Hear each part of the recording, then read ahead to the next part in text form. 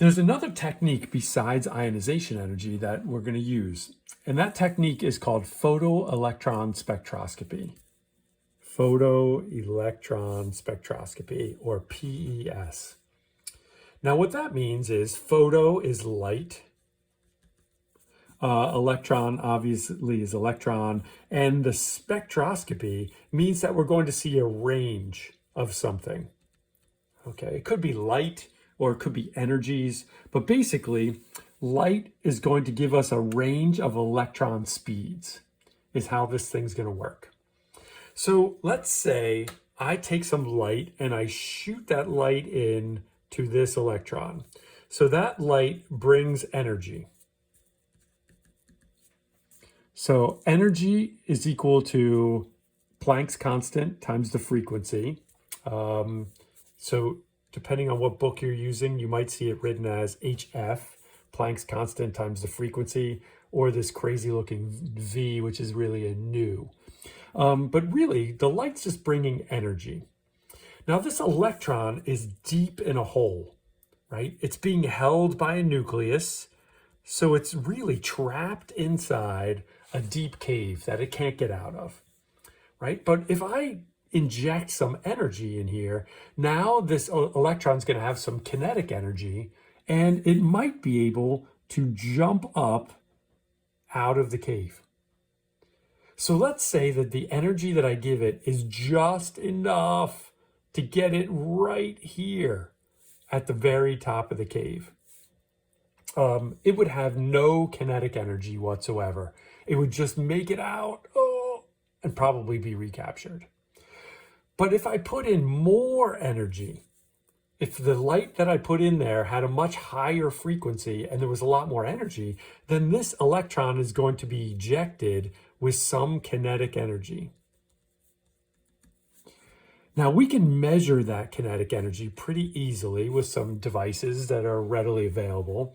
And so if we knew the kinetic energy that the electron had and the energy that we put in, we could say that the energy that we put in minus the kinetic energy, that was equal to some energy that is binding this electron.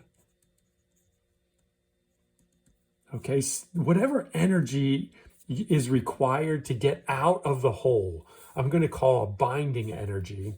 And so we can figure out how much energy is there. Now, this is kind of a simplified drawing because there isn't just one electron in an atom, and there isn't just one cave that you're in. In fact, down here, if I take a look at neon, well, these 1s electrons are in a much deeper hole, if I go up to infinity here, than say these 2p electrons are. That the 2p cave is much, much less energetic. So if some light comes in here, say I shine the light in here, these electrons are going to leave with a huge kinetic energy. And if I shine the same light here, this electron, by the time it works its way out, it will have a teeny tiny kinetic energy. And so by working my way backward with a formula such as that one, I can say, well, wow, this hole, this 1s2 energy has much greater binding energy than here. And I can actually use this technique to map out how deep the holes are, these wells, these energy wells, or these like sublevels. How deep are the electrons, and what does the inside of the atom actually look like? Okay, and this technique called photoelectron spectroscopy will allow me to do that to get a good picture of the electron, or where the electrons are located. Now,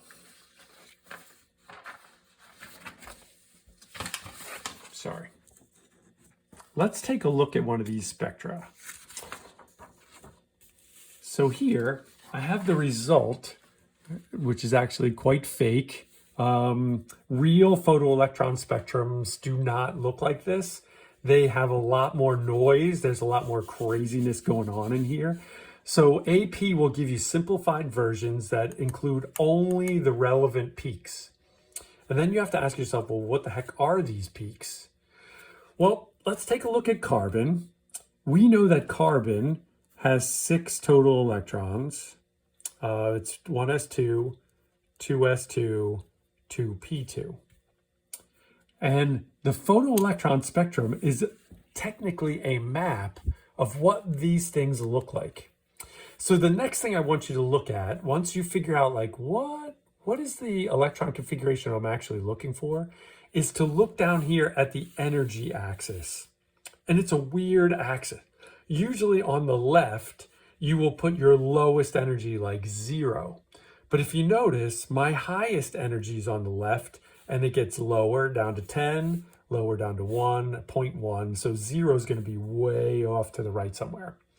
This is also a log scale in that I drop by a power of 10 each time because these energies vary really wildly. If you remember the first time I showed you, carbon's energies went from, here, I'll bring it back, from 1,000 to 47,000. So they use a log scale in order to be able to put in like wide ranges of numbers pretty easily in one area. Okay, so how do you read this thing? Well, you are going to start off with your highest energy peak, which in this case is this one right here. It's the closest to my 100. It's my highest energy. Now, the highest energy is going to be how deep the hole is. So which of these is closest to the nucleus, or in other words, which of these is farthest from infinity?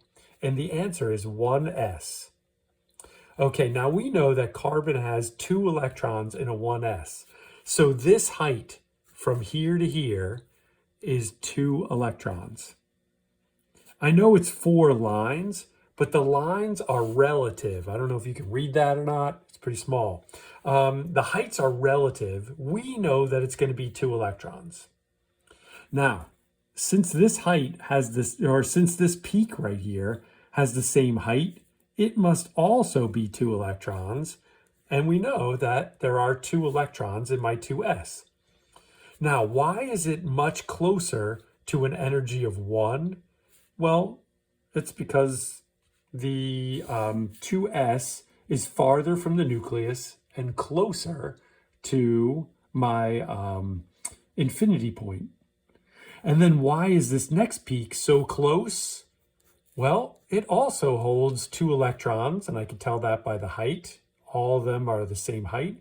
And it's also in the same energy level because they're so close in energy. They're both around the same. So if I bring back my list here, I said that the first ionization energy would be around 1,000. And if you look like, what the heck does this mean? And remember, I was guessing at the like the energies that were actually involved here. So I'm thinking that this is a kilojoule per mole. Actually, I should say that this is probably a joule per mole, this 1,087, and this is probably in kilojoules. And if this were in kilojoules, then my very first ionization energy of roughly 1,000 would line up pretty well with a peak that was very close to 1, or 1 kilojoule. Now, the next one is at the second ionization energy should be at around 2,000 or 2.3. And it's tough to read because this is a log scale, but if this is 1 and this is 10, then 5 would probably be here, and sure, that could be 2. Why not? But that's weird because my second ionization energy should be in this peak. Remember, this peak accounts for 2 electrons. So what's going on? Well, doesn't this photoelectron spectrum say that both electrons would have equal ionization energies? That they'd both be around 1?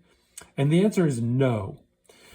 The way that photoelectron spectra work is that the light comes in. So here's my atom. I'm just going to do a Bohr atom here. I've got 2 electrons here and 4 electrons here. The light comes in and it does not take the highest energy electron first.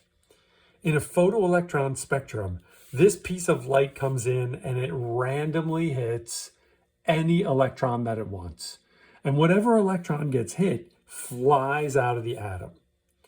So this is kind of like a pure picture of an unrearranged atom.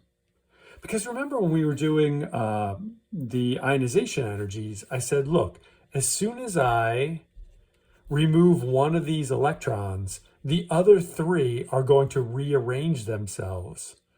Well, if I randomly pick one of these electrons to pick out, the electrons don't have time to rearrange. And so since it's a random process, I get a true picture of what the inside of the atom actually looks like. Now, oxygen, let's take a look at that one. Again, we are going to identify where the highest peak is. And we're going to start to say, well, how would I know this is oxygen's peak? Well, oxygen goes 1s2, 2s2, 2p4. So if you start at the highest energy, you know that is closest to the nucleus or farthest from infinity. And this is going to be my 1s peak, which means that whatever this height is, that is 2 electrons high. So my next peak represents my 2s, and it also has 2 electrons. And you'll notice that if 4 lines was 2 electrons, then 1, 2, 3, 4, that's 2 more electrons. Well, 2 electrons and 2 electrons gives me 4 electrons. Okay, now, wait a minute here. How come the 2 electrons for the 2p orbital in carbon were around 1, almost dead on it, but the 2p electrons for oxygen are closer to a higher energy, maybe 2 right there? That doesn't seem to make sense to me. So let's take a look at their spectra side by side. So the light colored ones are oxygen and the dark colored ones are carbon. Why is carbon shifted toward the lower energies and the oxygen is shifted toward the higher energies? Now, you're allowed to say 3 things. You could talk about Coulomb's law, you could talk about shielding, or you could talk about the effective nuclear charge. So I would say that since we're looking at carbon, that goes 1s2, 2s2, 2p2, or oxygen, which is 2p4, they both have, these outer electrons both have the same amount of shields, if we looked at like the last peak here, but oxygen has 8 protons in its nucleus, so it's able to pull those electrons deeper into a hole and give them a higher energy than the 6 protons of carbon. So you may see these graphs side by side like this, and they'll ask you to explain why are the peaks shifted towards higher energy for the oxygen. And you can say things like, well, oxygen has a higher effective nuclear charge, or each of these electrons, except for the first ones, like these peaks, carbon will, they see the same amount of shielding, but Coulomb's law says that the higher nuclear charge will have a greater force on these electrons, pulling them in tighter. The last thing you're going to be asked to do with a photoelectron spectrum is to try and take a guess at what this element might be. So here, this element says this is the 1,000 kilojoule, and this is the 0.1 kilojoule side. So you're going to go to the highest energy peak, and that's going to be your 1s peak. That's going to give us a clue that whatever height this is 2 electrons, right? And if this is 2 electrons, then this is also 2 electrons, and this is also 2 electrons. How many electrons are here? Well, 2 lines is 2, 2 more lines is 2, 2 more lines is 2. So this is actually 6 electrons, which is starting to look like a 1s2, 2s2, 2p6. This would have to be my 3s2. And then this would be the next peak. It's 4 lines up. That's going to be 4 electrons. So it would be 3p4. So if we were to look up 1s2, 2s2, 1s2, 2s2, 2p6, 3s2, 3p4, we would see that this one is sulfur.